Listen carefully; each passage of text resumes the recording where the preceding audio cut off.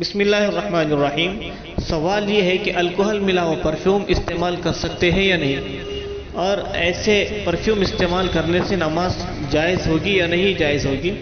وضاحت فرمائیے۔ اس سلسلے میں بات ذہن نشین کر لیں۔ آج کل پرفیومز اور عطر وغیرہ میں جو الکوہل ملایا جاتا ہے، اگر وہ انگور یا کھجور کی شراب سے بنا ہوا ہو تو ناپاک ہے، اس کا استعمال جائز نہیں، اور اگر وہ ان دونوں شرابوں کے علاوہ کسی اور پاک چیز کی شراب سے